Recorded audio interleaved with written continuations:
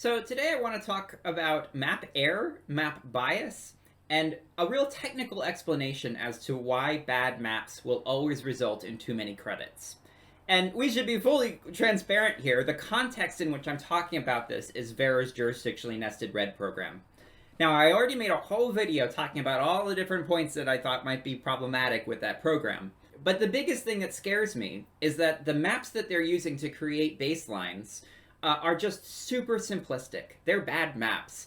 And what I want to try to demonstrate in this video is that statistically speaking, if you create bad maps, people will always end up with too many credits. All right, so let's talk about Vera's JNR baseline system real quick. This is going to be a bit of a rehash from the last video. Little Wadsworth constant here. Oh my, yeah, internet throwback there to 2012 here.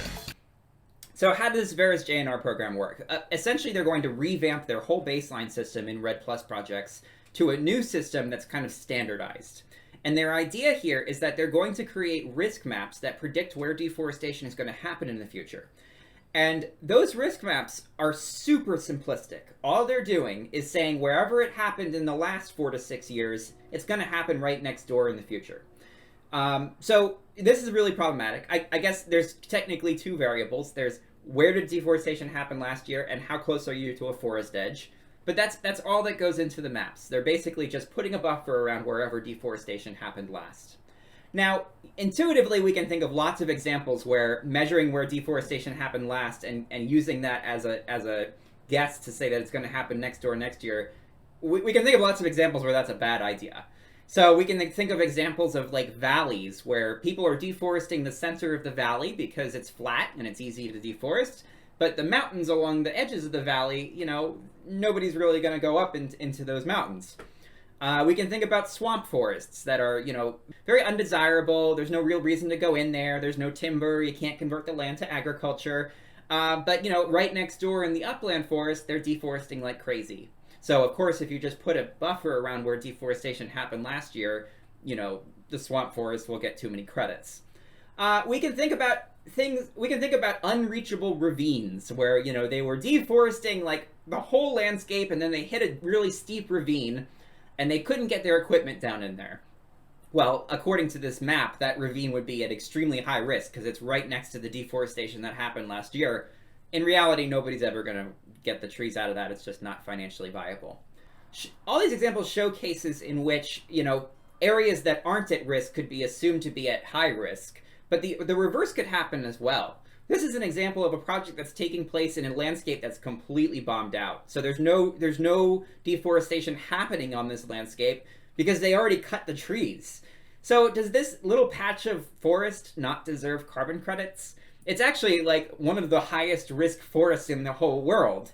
But under this approach, because there hasn't been any deforestation next to this forest last year, the project will get nothing. And so what we're going to have are these maps that are really bad at predicting where deforestation is going to happen in the future. And one of the reasons for that is that, more drivers than just what happened last year is necessary to predict where deforestation is going to take place.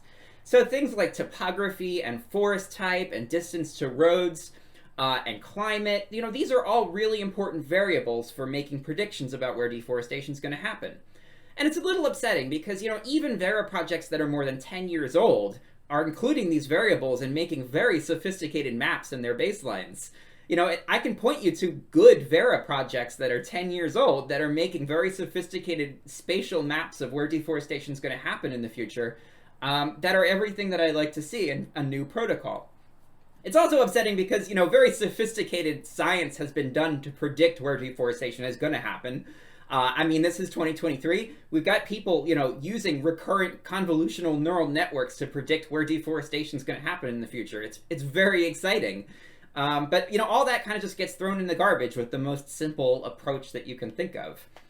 So I'm not happy about JNR maps, or at least the ones that they prescribe that you use on their website.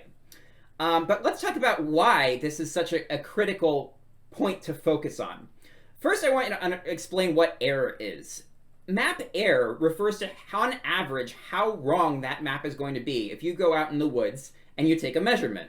Let's say I go out into the woods and the map says there's a 0% chance there's going to be deforestation, and deforestation actually ends up happening next year. That's a map that has high error. If you do that over and over again, you'll end up kind of over-predicting areas where deforestation occurs sometimes and under-predicting areas where deforestation occurs others. And the average of that across the landscape is the error.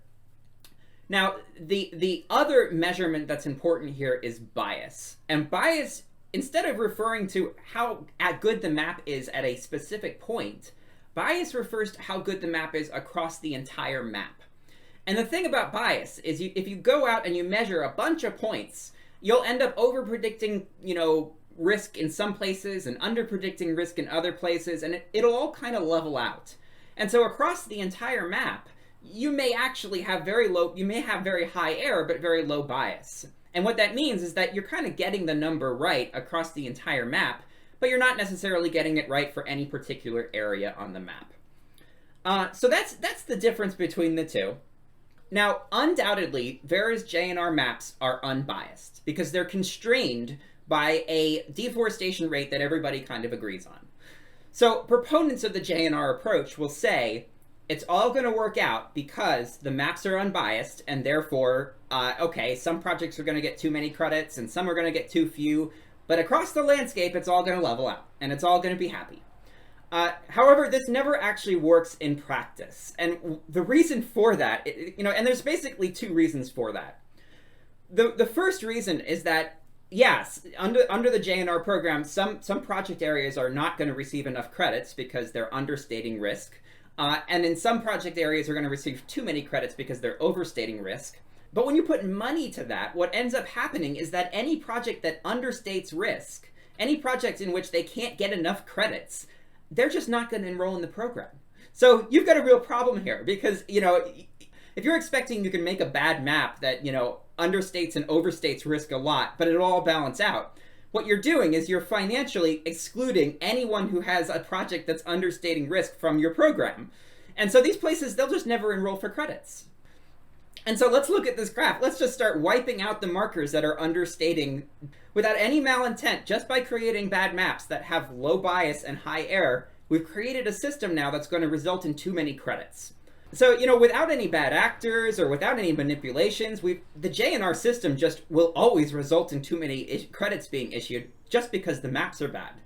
But, there are bad actors on the scene. We have to admit that, some project developers, they have been rigging their numbers for like 10, 15 years now, and they're going to keep doing it. And so what happens if you give bad actors a bad map? Well, those bad actors, they're going to make their own map. And it's going to be a hell of a lot better than the JNR map because they're going to include all those drivers like distance to roads and topography and stuff. And what they're going to find is areas on their map that are at low actual risk and areas on the JNR map that are at high perceived risk. And they're going to say to themselves, these are the places I really want to put my carbon project because it doesn't cost them any money to protect a forest that's not actually at any risk. They don't have to hire guards. They don't have to worry about putting up fences and signs and stuff. If they can just enroll places that they know are wrong on the JNR map and that result in too many credits, they're always going to be making money. So we've got two real problems here. The system itself will always disincentivize projects that are conservative, and the system, it'll always over-incentivize bad actors to figure out where they can manipulate the projects on the maps. And so, this is very pessimistic, but how do I know that this is really going to take place? Well, the thing is, this has already happened once in a carbon protocol. The California Air Resource Board went out there maybe 10 years ago, and they put out a protocol that was very simplistic. It called for very simple maps. And what those maps were, they divided the United States up into a bunch of little parcels, a bunch of little ecozones. And in each ecozone, they had a single number that was basically the baseline. It was just a map that had one number. Now, within that ecozone, those maps were always unbiased. But the thing is, if you put a pin down anywhere in that ecozone, they'd be really wrong. Now, in the worst case, what ended up happening was there was an ecozone in which there were redwood trees on one side of the ecozone and basically desert on another. Well, that's a big contrast. And if you put a single number to the risk in that map, all of the redwood trees are going to be, perceived to be very high risk, and all of the desert is going to perceive to be very low risk. Well, what ended up happening here? Well, it turns out that the forests in that ecozone that weren't profitable, that you couldn't make any money off the carbon credits because they understated risk. And these were like the pine forests and kind of the smaller forests that didn't have much carbon on them. They were never enrolled in the protocol. I mean, why would anyone go through the effort if you're not going to make enough money off the carbon credits? And it turns out that the areas in the ecozone that had like the very large redwood trees, of course, they were the only ones that were enrolled. What was the result of this? Across the entire protocol, 66% too many credits were issued. All of this happened just because the maps were bad, just because the maps were low bias and high error. And unfortunately, we see the same thing happening again with Verra's jurisdictionally nested program. So this is my big fear, is that on a very technical level, it's kind of a no-win scenario. There's no instance with the JNR approach in which the right amount of credits are going to be issued across the landscape. Now, what's really going to happen is that people can submit their own maps for the JNR program. So you can actually submit ones that are better than the ones that they, propose you use. So project developers that are good at heart are going to submit good maps, just like they do today. And project developers that have sinister intentions are either going to use the original maps or they're going to submit worse maps. And so where do we find ourselves? We find ourselves right back at square one. We find ourselves in a situation where, the quality of a project depends entirely on whether or not a project developer wants to act the right way. And so this is why I don't have much faith in Verra Red Plus projects getting any better. The thing is, there are protocols out there that are being created every day that are much better than this JNR program. So I'm a big fan of some of Verra's other new protocols like VM45. I think they might be on the right direction for their reforestation protocol too. And let's not forget that there are other competitors in the carbon space like Plan Vivo that appear to be putting more effort into getting things right than Verra. So keep that in mind when you buy carbon credits, and keep that in mind when you sit down and have a conversation with a Verra rep.